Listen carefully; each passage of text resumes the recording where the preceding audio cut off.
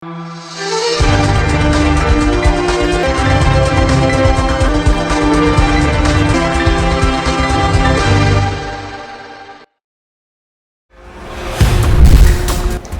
सच में ज्ञान व्यापी कुएं में अपनी परछाई ना दिखने पर 6 महीने के भीतर हो जाती है मौत?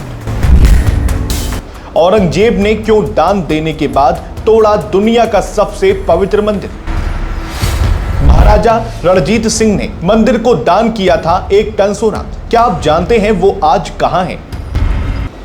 नमस्कार, मैं हूं अर्चित और आप देख रहे हैं विज़ार्ड रिपोर्ट। क्या आप जानते हैं कि एक ऐसा शहर जहां मौत भी मोक्ष बन जाती है, एक ऐसा स्थान जिसका कण कण भगवान शिव की शांति से गूंजता है।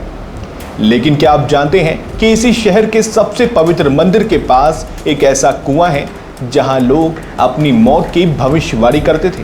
क्या औरंगजेब की सेना सच में 400 नागा साधुओं के साहस के आगे घुटने टेकने पर मजबूर हो गई थी?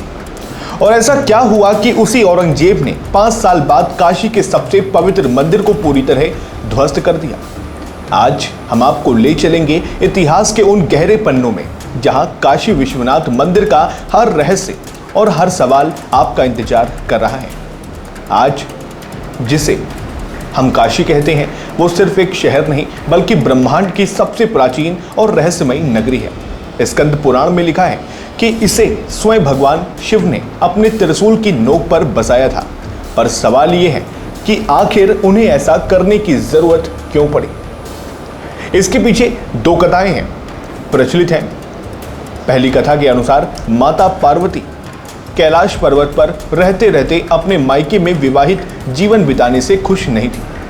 उन्होंने भगवान शिव से अपने घर ले जाने का अनुरोध किया।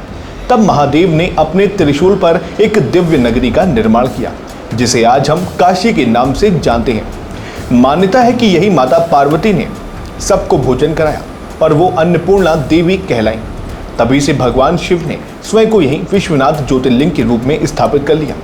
कहा जाता है कि सृष्टि की पहली किरण भी सबसे पहले इसी नगरी पर पड़ी थी और यही कारण है प्रलय आने पर भी ये नगरी अडिग रहेगी। दूसरी कथा शिव पुराण से आती है। जब सृष्टि में केवल अंधकार था तब ब्रह्मा और विष्णु में इस बात को लेकर बहस छिड़ गई कि सबसे शक्तिशाली कौन है। इस विवाद को सुलझाने के लिए दोनों के बीच एक विशाल ज्योतिर्लिंग प्रकट हुआ जिसका न आदि था और न अंत।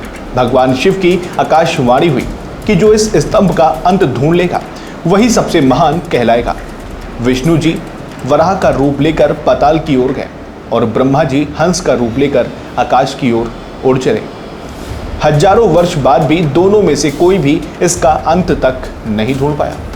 विष्णु जी ने अपनी हार स्वीकार कर ली, लेकिन ब्रह्मा जी ने केतकी की फूल को साक्षी मानकर झूठ बोला कि उन्होंने शिखर देख लिया है। भगवान शिव प्रकट हुए और ब्रह्मा के झूठ से क्रोधित होकर उन्हें श्राप दिया कि उनकी पूजा कभी नहीं होगी। लेकिन विष्णु की भक्ति से प्रसन्न होकर उन्हें आशीर्वाद दिया। इसी समय शिव ने घोषणा की कि इस अनादि ज्योतिर्लिंग का एक अंश पृथ्वी पर शिवलिंग के रूप में स्थापित रहेगा और वही स्थान काशी विश्वनाथ ज्योतिर्लिंग कहलाएगा। इतिहासकारों के अनुसार काशी विश्वनाथ मंदिर का पहला निर्माण सम्राट विक्रमादित्य ने करवाया था। 11वीं सदी में राजा हरिश्चंद्र ने इसका जीर्णोद्धार करवाया, लेकिन 1194 में मोहम्मद गौरी ने इसे पहली बार तोड़ा। इसके बाद कई बार इसका निर्माण हुआ और इसे फिर से तोड़ा गया। 1585 में मुगल सम्राट अकबर के आदेश पर राजा टोडरमल ने इसका पुनर्निर्माण कराया। लेकिन कहानी में सबसे बड़ा मोड़ आता है 1632 में, जब शाहजहां ने इसे तोड़ने का आदेश दिया। हालांकि उस समय सेना मंदिर के मुख्य गर्भगृह को तो नहीं तोड़ सकी, पर 1664 में औरंगजेब की सेना ने फिर से मंदिर पर हमला बोला और इस बार उनका सामना हुआ महानिर्वाणी अखाड़े के 400 नागा साधुओं से। इतिहासकार जेम्स जी लोचटे फील्ड की किताब the illustrated encyclopedia of Hinduism में इस युद्ध का जिक्र है। इसे ज्ञानव्यापी का युद्ध कहा गया। नागा साधुओं ने अद्भुत साहस दिखाते हुए औरंगजेब की सेना को खदेड़ दिया और अपनी जान देकर मंदिर की रक्षा की। लेकिन यह संघर्ष यही नहीं रुका। 5 साल बाद 1669 में औरंगजेब ने एक और बड़ा हमला किया। इस बार उसका मकसद सिर्फ मंदिर को तोड़ना नहीं बल्कि उसे पूरी तरह से मिटा देना था, ताकि उसे फिर से न बनाया जा सके। उसने उसी जगह पर ज्ञानव्यापी मस्जिद का निर्माण कराया। सवाल यह है कि आखिर औरंगजेब ने ऐसा क्यों किया? रिचर्ड एल्टन की किताब India in the Persian age में इसका जवाब मिलता है। 1669 में औरंगजेब के खिलाफ बनारस में एक बड़ा विद्रोह हुआ, जिसका नेतृत्व शिवाजी महाराज से प्रभावित जमींदार कर रहे थे। इतिहासकारों का मानना है कि औरंगजेब ने मंदिर को इसलिए निशाना बनाया क्योंकि ये राजा मान सिंह द्वारा बनवाया गया था और मान सिंह के परपोते ने शिवाजी महाराज को कैद से भागने में मदद की थी।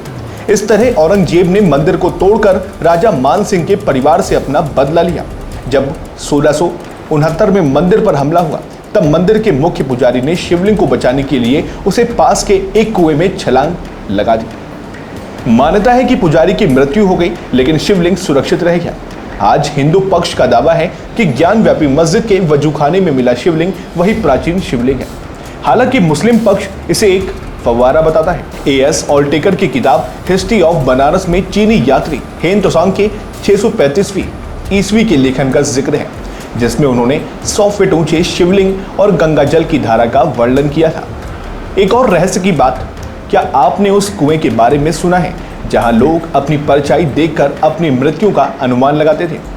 ये ज्ञानव्यापी कुआं नहीं, बल्कि सिद्धेश्वरी मंदिर में स्थित चंद्रकूप है। मान्यता है कि अगर किसी व्यक्ति को इस कुएं के पानी में अपनी परछाई ना दिखे तो उसकी मृत्यु अगले 6 महीनों में हो जाती है। ये मान्यता आज भी लोगों के बीच गहराई से जुड़ी है। औरंगजेब के बाद मराठा शासक मल्हार राव होलकर ने मंदिर के पुनर्निर्माण की कोशिश की, लेकिन सफल नहीं हो पाए। तब उनकी बहू महारानी अहिल्याबाई होलकर ने 1780 में मस्जिद के ठीक सामने वर्तमान काशी विश्वनाथ मंदिर का निर्माण कराया। इसके बाद 1835 में महाराजा रणजीत सिंह ने मंदिर को लगभग 1 टन सोना दान किया, जिससे मंदिर के 2 भव्य गुंबदों को स्वर्ण मंडित किया गया। ये गुंबद आज भी मंदिर की शोभा बढ़ा रहे हैं। अब बात करते हैं काशी के सबसे बड़े रहस्य की। ये मोक्ष नगरी क्यों कहलाती है? दोस्तों, स्कंद पुराण के काशी खंड में लिखा है कि जो भी व्यक्ति काशी में अपनी अंतिम सांस लेता है, स्वयं भगवान शिव उसके कान में तारक मंत्र का उच्चारण करते हैं, जिससे उसकी आत्मा को मोक्ष मिलता है।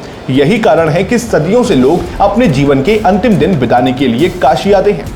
वाराणसी में मुक्ति भवन जैसे आश्रम है, जहां लोग मृत्यु के निकट समय बिताते हैं। यह काशी का सबसे बड़ा रहस्य है, जहां जीवन का अंत नहीं बल्कि मुक्ति की राह शुरू होती है। तो दोस्तों, ये था काशी विश्वनाथ मंदिर और पावन नगरी का एक अद्भुत सफर। उम्मीद है आपको ये कहानी पसंद आई होगी। अगर आपको ये जानकारी अच्छी लगी हो तो वीडियो को लाइक करना बिल्कुल ना भूलें और हमारे चैनल विज़ार्ड रिपोर्ट को सब्सक्राइब जरूर कर लेना, ताकि अगली ज्योतिर्लिंग मिस ना हो। फिर मिलेंगे अगली नई वीडियोस के साथ। तब तक के लिए नमस्कार।